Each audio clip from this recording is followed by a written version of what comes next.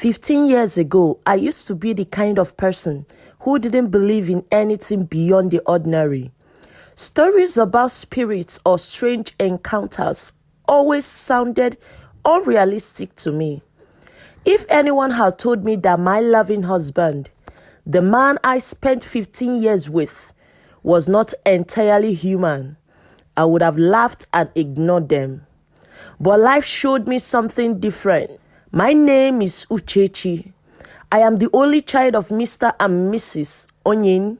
Growing up, my life was filled with comfort, love, and happiness. My parents gave me everything. But one tragic day changed everything forever. When I was 20 years old, my parents were involved in a terrible accident. Before I could even make it to the hospital, they were gone. That moment broke me. I was in my final year at school, right in the middle of my exams. It felt impossible to go on. But somehow, I pushed through and graduated with my classmates. After school, I moved to Abuja to stay with my mother's younger sister, Auntie Ego, a fashion designer who worked with high-class clients. Living with her helped me rebuild my life. I learned thoroughly and began to see a future again. Then one evening, something happened that changed everything. It was around 8 p.m. and it was raining heavily.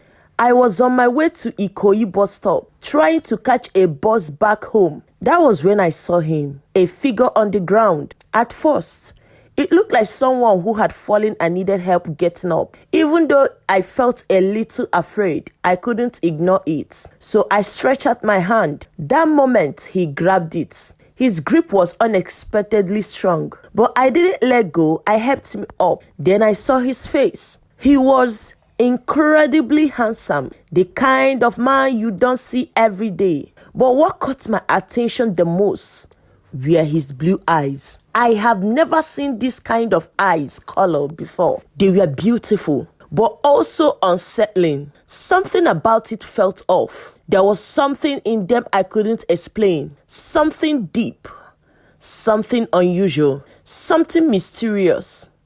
I realized later that I had already missed about 3 buses. But in that moment, it didn't matter. I started asking questions. What happened to you? Why were you on the ground? Are you hurt?